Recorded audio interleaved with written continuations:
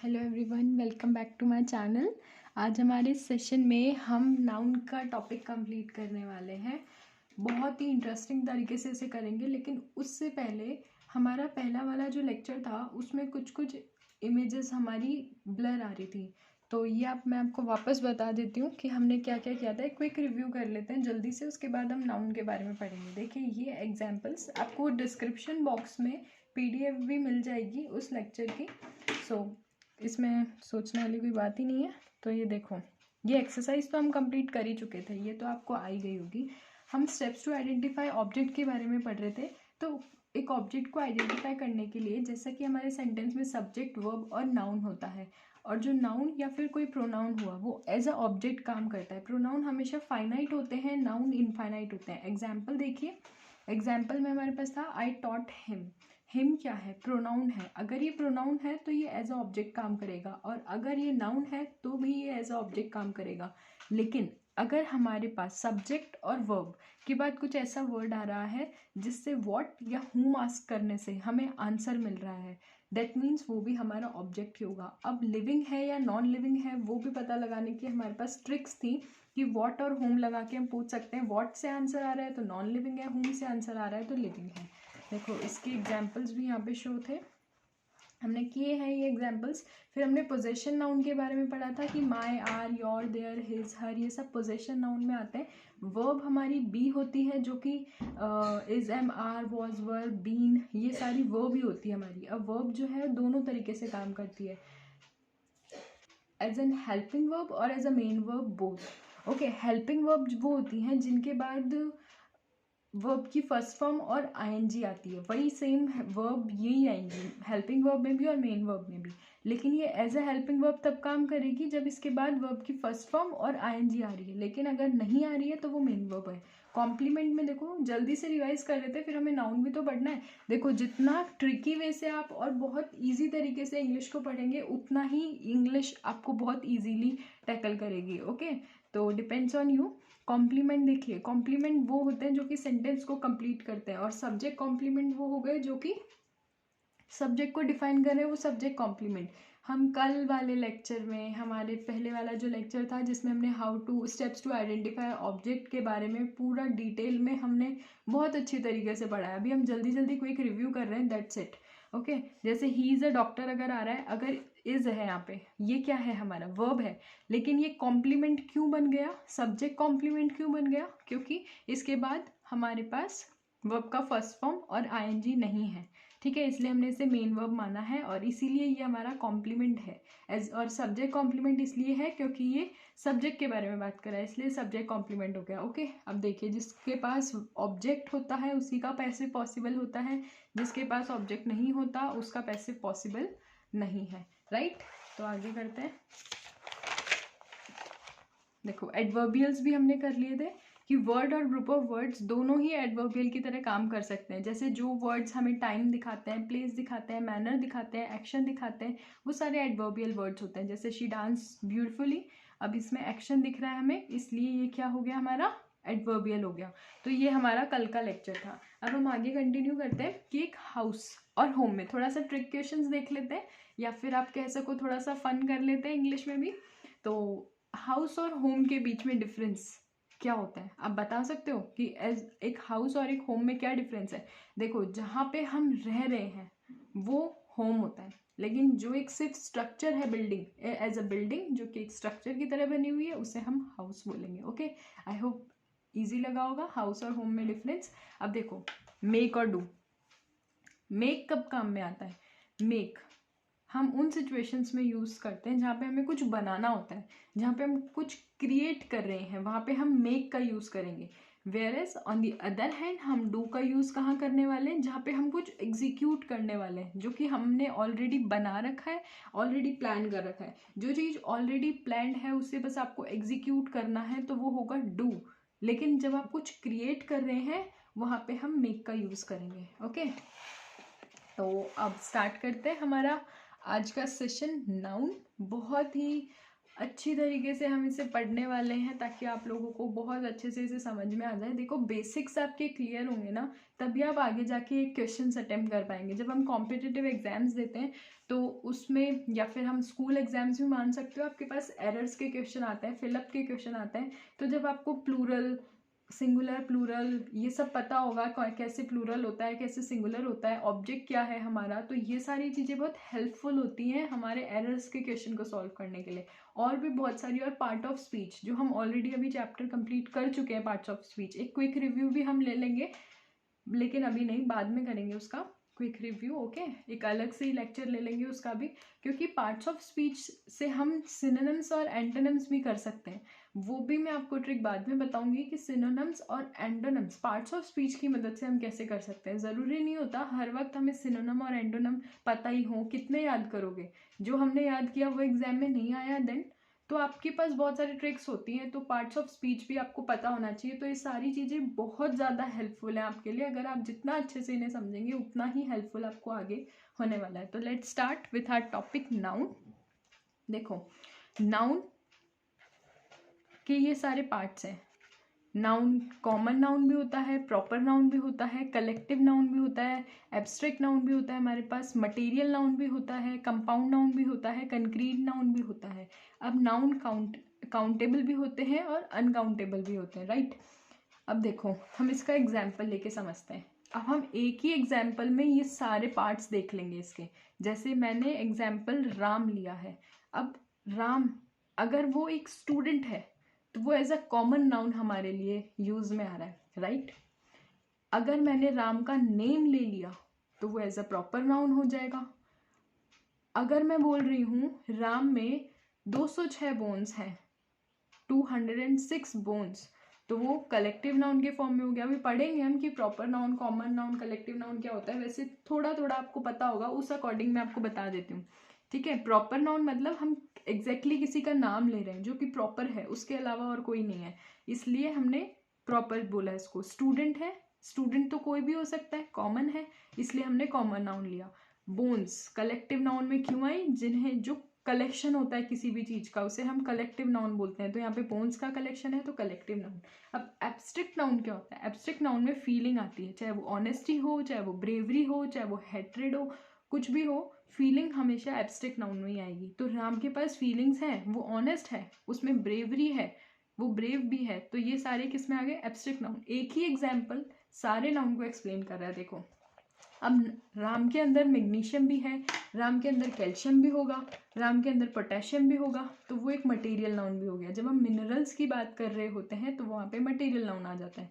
अब Ram, just suppose कि वो पुलिसमैन बन गया, अगर वो पुलिसमैन बन गया तो वो एज अ कंपाउंड नाउन काम करता है। कंपाउंड नाउन क्या होता है? जिसमें हमारे पास ये पूरा वर्ड है, अगर हम इसे ब्रेक करें तो हमारे पास दो अलग अलग वर्ड मिलेंगे। पुलिस मैन, इसे ब्रेक करो, आपके पास पुलिस सेपरेटली मिलेगा जिसका अपना अलग एक मतलब है, और मैन सेपरेटली हो जाएगा, सेपरेट हो जाएगा जिसका अपना अलग अलग एक मतलब है, राइट। तो अब देखो, राम कंक्रीट नाउन भी है। कैसे? इसके पास 5 सेंसेस भी तो हैं। वो सुन सकता है, वो देख सकता है, वो फील भी कर सकता है, वो टच भी कर सकता है, वो स्मेल भी कर सकता है। तो ये कंक्रीट नाउन हो गया। ये सारे नाउन के टाइप्स थे और हमने एक ही एग्जाम्पल से इसे समझ लिया। आप भी इसे बहुत इजी तरीके से समझ सकते हो, इतना सब कुछ रटने की ज़रूरत ही नहीं है। सिर्फ एक एग्जाम्पल राम याद रखो और उससे आप सारा एग्जाम्पल कर सकते हो। देखो, हम कंपाउंड नाउन के कुछ और एग्जाम्पल देख लेते हैं। जैसा कि मैंने बताया कि कंपाउंड नाउन होता है एक ऐसा वर्ड जिसको ब्रेक करने पे हमें 2 सेपरेट वर्ड्स और मिल जाए। तो यहाँ पे हमने बस और स्टॉप दोनों को ब्रेक किया तो हमें बस अलग मिलेगा, स्टॉप अलग मिलेगा, दोनों को जोड़ दो, बस स्टॉप। ओके, तो ये कंपाउंड नाउन हो गया। चीफ का अलग अपना मतलब है, मिनिस्टर का अलग अपना मतलब है, और चीफ मिनिस्टर का अपना अलग ही एक मतलब है। मीन्स कि 2 अलग अलग वर्ड्स जिनका खुद का सेपरेट मीनिंग हो, वो मिलकर एक नया वर्ड बनाए और उसका अलग मतलब हो, राइट। उसे हम कंपाउंड नाउन बोलेंगे। Clear? Proper noun, proper noun uncountable भी होता है, लेकिन अनकाउंटेबल होता है वैसे प्रॉपर नाउन। हम उसे काउंट कैसे कर सकते हैं? देखो, काउंटेबल और अनकाउंटेबल में सिंपल एक डिफरेंस ये है, काउंटेबल वो जिसे हम काउंट कर सकते हैं, ये हम बचपन से करते आ रहे हैं। अनकाउंटेबल वो जिसे हम काउंट नहीं कर सकते। बट ट्रिक ये है, अगर मैं एक हेयर की बात कर रही हूँ दैट मीन्स वो काउंटेबल है, या वो अनकाउंटेबल है? Tell me. सोचो सोचो, आगे करेंगे हम इसे, सोचो जब तक। देखो फॉर एग्जाम्पल अभी यहाँ पे मैंने क्या बोला कि प्रॉपर नाउन अनकाउंटेबल है, उसे हम काउंट नहीं कर सकते, लेकिन कुछ केसेस में वो काउंटेबल नाउन भी होता है। कैसे होता है वो पढ़ते हैं। देखो अगर मैंने सन लिया, अगर मैंने मंडे लिया, चलो मैं बता ही देती हूँ। देखो काउंटेबल और अनकाउंटेबल क्या है। अगर एक पेन है, अभी एक ही है ना, इसे काउंट करने की कहाँ जरूरत पड़ रही है? पड़ रही है जरूरत? नहीं पड़ रही ना। ये एक पेन मैंने यहाँ रख दिया, क्यों काउंट करूंगी मैं इसे? एक ही पेन है तो ये काउंटेबल नहीं है, that means it is uncountable, इसे काउंट करने की जरूरत नहीं है। लेकिन अगर मैं यहाँ पे दो पेन रख देती हूँ, ये मैंने दो पेन रख दिए यहाँ पे, तो मैंने बोला ये एक पेन और दो पेन, दो पेन है भाई यहाँ पे, तो ये काउंटेबल हो गया। लेकिन मैं सिर्फ एक पेन की बात कर रही हूँ तो ये काउंटेबल नहीं है, ये अनकाउंटेबल है। राइट? डिफरेंस समझ में आया? ये चीज़ हमने बचपन में नहीं की थी, हम सिर्फ यही पढ़ रहे थे, काउंटेबल वो जिसे काउंट कर सकते हैं, अनकाउंटेबल वो जो जिसे काउंट नहीं कर सकते। लेकिन किसी ने ये कभी नहीं पूछा कि अगर एक पेन मैंने यहाँ रख दिया तो ये काउंटेबल है या नहीं है। जिस चीज़ को आप देख पा रहे हो कि ये एक ही है और नहीं है हमारे पास, तो उसे काउंट करने की जरूरत ही क्या है? राइट? तो वैसे ही मैंने एक हेयर का एग्जाम्पल लिया था, तो जिसके एक हेयर है तो उसे काउंट करने की जरूरत नहीं है। बहुत सारे हेयर्स आ जाए तो उसे आप काउंट करोगे। राइट? हमारे सर के बाल ही देख लो यार। अब देखो फॉर एग्जाम्पल सन, मंडे, मार्च और राम। सन क्या है? अनकाउंटेबल है, एक ही तो है, दो सन थोड़ी है हमारे पास। मंडे भी एक ही आता है, मार्च भी एक ही होता है, राम, राम भी एक ही है। ये देखो दिख रहा होगा राइट? अब राम भी एक ही है। ये सारे क्या हो गए? अनकाउंटेबल नाउन हो गए, जिन्हें काउंट करने की जरूरत ना पड़े। मैंने आपके लिए हिंदी में भी यहाँ लिख दिया है ताकि आप लोग को ईज हो जाए थोड़ा। ओके, जिन्हें काउंट करने की जरूरत ना पड़े वो अनकाउंटेबल नाउन होता है। अब इजीली आ गया ना समझ में? काउंटेबल और अनकाउंटेबल में डिफरेंस कर पा रहे हो? जैसे देखो एक हम ये भी देख लेते हैं, हमारी ड्राइंग ज़्यादा अच्छी तो है नहीं। ये देखो राम, ये राम है, ये अनकाउंटेबल है बिकॉज ये एक है। अभी इतने सारे राम आ गए तो ये काउंटेबल है, हम इन्हें काउंट करेंगे। एक है, दो है, तीन है, ये तो एक ही है, इसको क्या काउंट करोगे? राइट? तो नाउन क्या होते हैं? वो नेमिंग वर्ड्स होते हैं जिन्हें हम टच कर सकते हैं, जिन्हें हम फील कर सकते हैं। अभी हम टाइप्स ऑफ नाउन पढ़ रहे थे, compound noun, proper noun, abstract noun, collective noun, concrete noun, compound noun. अब हम काइंड्स ऑफ नाउन देखते हैं। काइंड्स ऑफ नाउन में हमारे पास दो पार्ट्स हैं, एक तो ट्रेडिशनल टाइप पुराना वाला, और एक मॉडर्न टाइप्स जो अब लेटेस्ट चल रहा है। राइट? लेकिन पढ़ने दोनों ही है। ट्रेडिशनल टाइप में दो आते हैं, एक तो कॉमन नाउन आता है, एक प्रॉपर नाउन आता है। मॉडर्न टाइप्स में दो आते हैं, एक काउंटेबल नाउन आता है, एक अनकाउंटेबल नाउन आता है। तो प्रॉपर नाउन जो है वो as a common noun use में आता है। राइट? अब देखो कुछ नया पढ़ते हैं। प्रॉपर नाउन को हम कॉमन नाउन की तरह भी यूज कर सकते हैं। ओ भाई ये क्या हो गया? प्रॉपर नाउन को कॉमन नाउन की तरह, प्रॉपर नाउन को कॉमन नाउन की तरह भी हम यूज कर सकते हैं। ये देखो ये ट्रिक हमारे पास आ गई कि प्रॉपर नाउन के साथ हम दा का यूज कर दें तो वो as a common noun use में आ जाता है। फॉर एग्जाम्पल कि अजय इज सचिन ऑफ जयपुर। अब मैंने यहाँ पे बोल दिया, अब सचिन क्या है? सचिन तो प्रॉपर नाउन है, लेकिन यहाँ पे as a common noun use हो रहा है क्योंकि हम सचिन की बात नहीं कर रहे हैं, हम अजय की बात कर रहे हैं। और Ajay is not a proper noun, Ajay is a common noun. Ajay is Sachin of Jaipur. अब जयपुर का सचिन अजय है, लेकिन अब हमें इसे कॉमन नाउन बनाना है, तो कॉमन नाउन बनाने के लिए प्रॉपर नाउन के आगे दा का यूज करेंगे हम, तो हमारा ये पूरा सेंटेंस कॉमन नाउन में बदल जाएगा। Ajay is the Sachin of Jaipur. Right? ये हमारा कॉमन नाउन में बदल गया। तो ये कुछ ट्रिक्स हो गई हमारी। वीडियो को लाइक और शेयर और सब्सक्राइब तीनों चीज़ें करनी है अगर वीडियो पसंद आ रहा है तो। राइट? ये भी करते रहिएगा। अब देखो एब्स्ट्रैक्ट नाउन क्या होता है। अभी हमने प्रॉपर नाउन के बारे में कुछ ट्रिक्स पढ़ी, और प्रॉपर नाउन कॉमन नाउन में आपको पहले बता चुकी हूँ क्या होता है। आगे भी पढ़ेंगे अच्छे से इनके बारे में, अभी ब्रीफली देख लो। अब एब्स्ट्रैक्ट नाउन देखो, एब्स्ट्रैक्ट नाउन होता है जिसमें फीलिंग होती है, ठीक है, जिसमें हम फील कर सकते हैं, वो एब्स्ट्रैक्ट नाउन है। इसका मतलब शेपलेस, ये शेपलेस होता है, इसकी कोई शेप नहीं होती है। फील करना शेपलेस होता है। राइट? जिसे हम टच नहीं कर सकते, जिसे हम देख नहीं सकते, सी नहीं कर सकते, वो हमारा एब्स्ट्रैक्ट नाउन हो गया। राइट? देखो जिसे हम टच नहीं कर सकते, जिसे हम सी नहीं कर सकते, वो हमारा एब्स्ट्रैक्ट नाउन हो गया। लेकिन हम उसे फील कर सकते हैं। Example honesty, example bravery, example poverty, right. अब देखो article, article A and the, इनके बाद एब्स्ट्रैक्ट नाउन लगता है। एब्स्ट्रैक्ट नाउन से पहले हमारे आर्टिकल आते हैं। अब इसकी भी हमारे पास कुछ शानदार सी ट्रिक है, देख लेते हैं उसके बारे में भी। देखो एब्स्ट्रैक्ट नाउन है ना, एब्स्ट्रैक्ट नाउन में एक तो हम कोई आर्टिकल नहीं ले रहे हैं और एक हम द आर्टिकल यूज में ले रहे हैं। तो जब मैं जनरल केस की बात कर रहे होंगे ना, जब भी हमारे पास सेंटेंस ऐसा आ रहा है जिसमें जनरल केस आ रहा है जो सब पे लागू होता है, ठीक है। जनरल केस मतलब जो सब पर लागू हो रहा है, हिंदी में भी लिखा है यहाँ पे, जो सब पर लागू होगा वो हमारा जनरल केस होगा और उसमें हमें कोई आर्टिकल लगाने की ज़रूरत नहीं है क्योंकि वो जनरल केस है। लेकिन अगर कोई पर्टिकुलर केस है जो सिर्फ किसी इंपॉर्टेंट पर्सन पे ही अप्लाई होता है तो उसके लिए हमें द यूज़ लेना पड़ेगा। जैसे देखो एग्जाम्पल देख लेते हैं। The beauty is short lived so we must not be proud of it.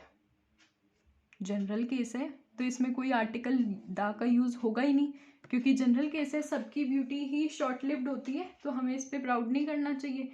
किसी एक या दो की तो होगी नहीं, सबकी बात कर रहे हैं हम, तो ये जनरल केस है इसलिए द नहीं यूज होगा। यहाँ पे सिर्फ ब्यूटी आएगा, beauty is short lived so we must not be proud of it, right. अब नेक्स्ट एग्जाम्पल देखो, इससे आपको और भी अच्छे से क्लियर हो जाएगा ये। Beauty of my cat can not be express in words. अब हम उसकी कैट की बात कर रहे हैं, वो सिर्फ खुद की कैट की बात कर रहा है यहाँ पे, वो सबकी कैट की बात नहीं कर रहा कि सारी कैट की जितनी की जो ब्यूटी है उसे हम वर्ड्स में एक्सप्रेस नहीं कर सकते हैं। नो, वो सिर्फ खुद की कैट की बात कर रहा है। तो जब हम पर्टिकुलर केस हो गए यहाँ पे तो हमें द यूज करना पड़ेगा। The beauty of my cat can not be express in words. अब देखो द और दी में भी बहुत लोगों को डिफरेंस होगा, प्रॉब्लम होगी, मतलब आती होगी यार। द और दी, कई लोगों को लगता होगा कि द हम हर द यूज़ कर लेते हैं, कई लोग दी यूज़ कर लेते हैं, जिसमें उन्हें पता नहीं होता कि कहाँ द और कहाँ दी यूज़ करना होता है, राइट। ये दो अलग अलग वर्ड्स हैं और इनके सेंस भी अलग अलग ही आते हैं, वो हम आगे पढ़ेंगे। जैसे हमने अभी थोड़ी देर के लिए वहाँ पे फन किया था हाउस और होम में डिफरेंस देख के, वैसे द और दी में भी देख लेंगे, राइट। तो देखो ये पर्टिकुलर केस हो गया हमारा, तो हम द ब्यूटी यूज़ में लेंगे। अब कलेक्टिव नाउन करते हैं। एब्स्ट्रैक्ट नाउन देख लिया हमने, कॉमन नाउन देख लिया, प्रॉपर नाउन देख लिया, एब्स्ट्रैक्ट नाउन भी देख लिया। अब हम कलेक्टिव नाउन देख लेते हैं। कलेक्टिव नाउन दो पार्ट में डिवाइड होता है। देखो एक तो यूनाइटेड आइडिया और एक डिवाइडेड आइडिया। यूनाइटेड आइडिया मतलब लोग, बहुत सारे लोगों ने मिलके एक आइडिया दिया है, वो यूनाइटेड आइडिया हो गया। और डिवाइडेड आइडिया इज कि सबके आइडियाज बटे हुए हैं, ठीक है, सबने अपने अलग अलग आइडिया दिए हैं। अभी देखेंगे क्या कहना चाह रहा है ना। देखो यूनाइटेड आइडिया में सिंगुलर वर्ब आता है, जब हम मिलकर कोई डिसीजन ले रहे हैं तो उसमें सिंगुलर वर्ब आएगी और उसमें इट्स यूज में आता है। जैसे the jury has taken it's decision. अब ज्यूरी मेंबर्स तो बहुत सारे होते हैं, तो उन सभी ने मिलके, उन सभी मेंबर्स को ज्यूरी हमने बोल दिया, उन सभी ने डिसीजन लिया है, तो हमने सिंगुलर वर्ब यूज की है, हमारी हैज़ सिंगुलर है, हैज़ टेकन, और इट्स का यूज़ किया है, इट्स डिसीजन। वेयर एज अगर हम डिवाइडेड आइडिया की बात कर रहे हैं कि हमारा आइडिया अगर डिवाइडेड है तो उसमें वर्ब कैसी आएगी, प्लूरल आएगी, और उसमें इट्स यूज़ नहीं होगा, उसमें देयर यूज़ होगा। एग्जाम्पल देखो, the jury are divided in their opinion.